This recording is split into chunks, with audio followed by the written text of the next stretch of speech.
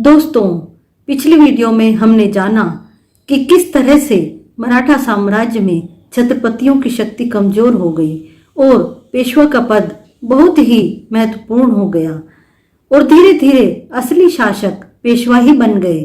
आज बात करेंगे पेशवा काल में सबसे शक्तिशाली रहे पेशवा बाजीराव प्रथम के बारे में। नमस्कार दोस्तों, आप सभी का आपके अपने चैनल डिवाइन वे पर स्वागत है। आइए शुरू करते हैं आज की वीडियो। अगर वीडियो पसंद आती है तो चैनल को सब्सक्राइब करना बिल्कुल ना भूलें और साथ ही साथ वीडियो को लाइक करें और अपने कमेंट्स जरूर दें।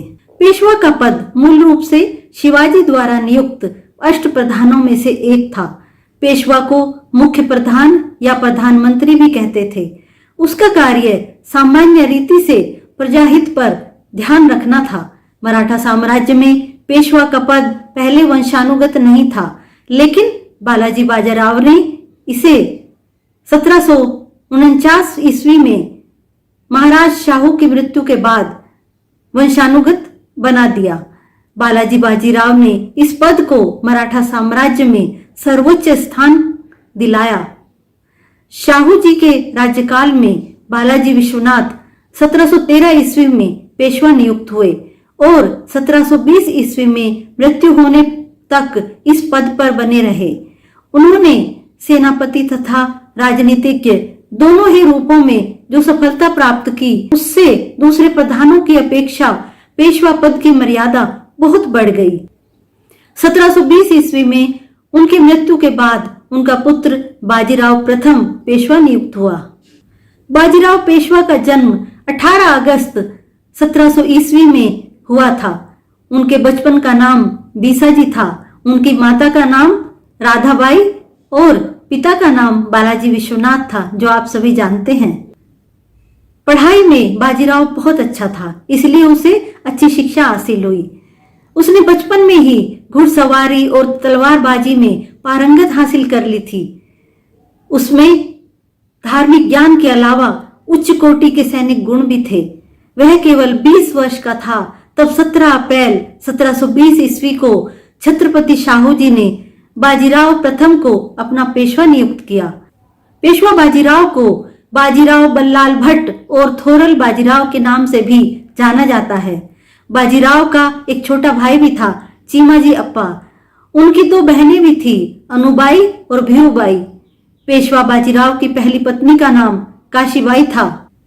काशीबाई से उनके 4 पुत्र थे, बालाजी बाजीराव, रघुनाथ राव और रामचंद्र राव और जनार्दन राव, जिनकी बचपन में ही मृत्यु हो गई थी। बाजीराव की दूसरी पत्नी का नाम मस्तानी था, जो राजपूत राजा छत्रसाल की बेटी थी। उनका एक पुत्र हुआ जिनका नाम कृष्णाराव था, जिसे बाद में शमशेर बहादुर के नाम से जाना गया। जब शमशेर बहादुर सिर्फ 6 साल का था तब बाजीराव प्रथम और मस्तानी की मृत्यु हो गई। बाद में काशीबाई ने उसे अपने बेटे की तरह से पाला।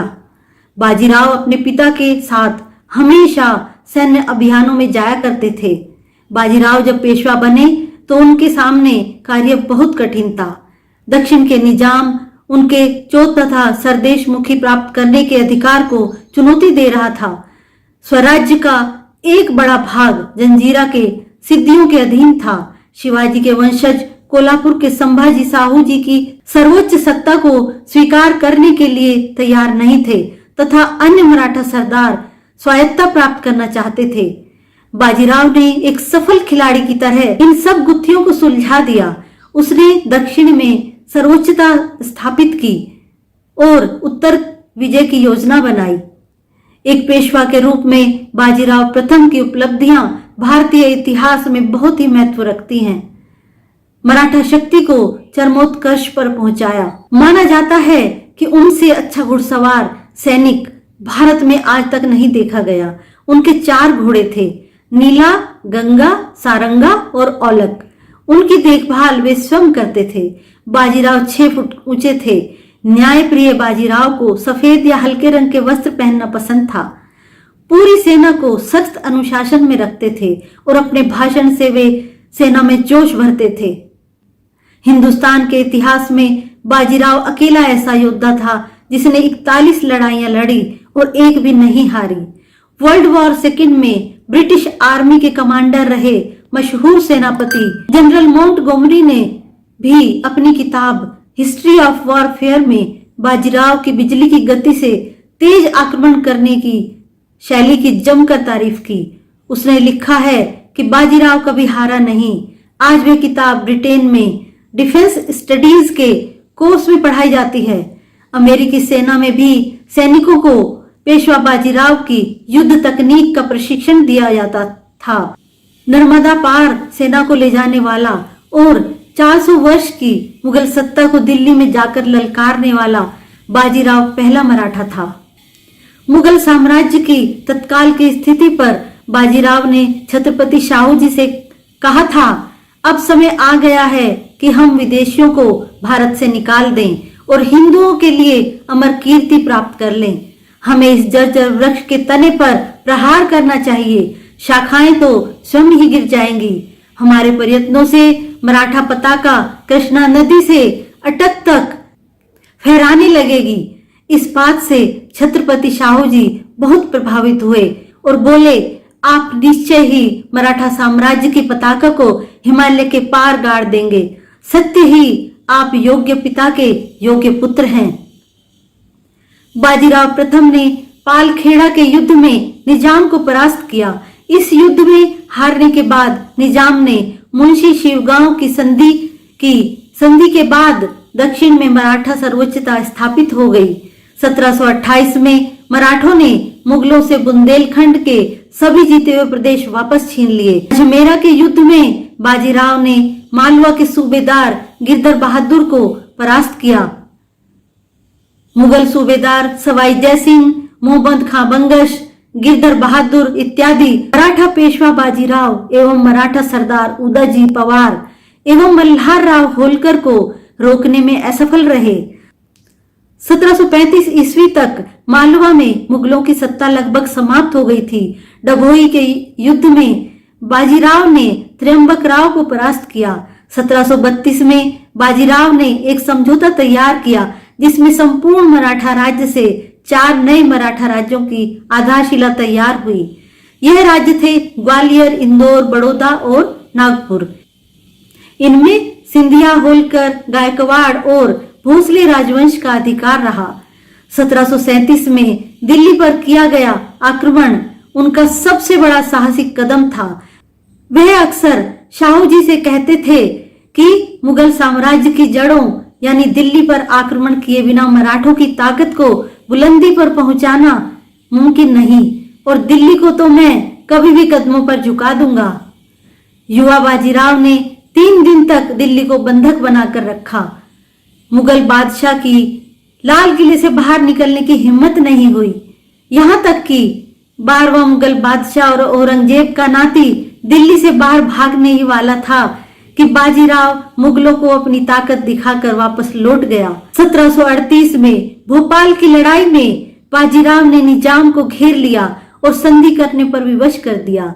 दुरई सराय की संधि से संपूर्ण मालवा और नर्मदा से चंबल तक का क्षेत्र मराठों को प्राप्त हुआ।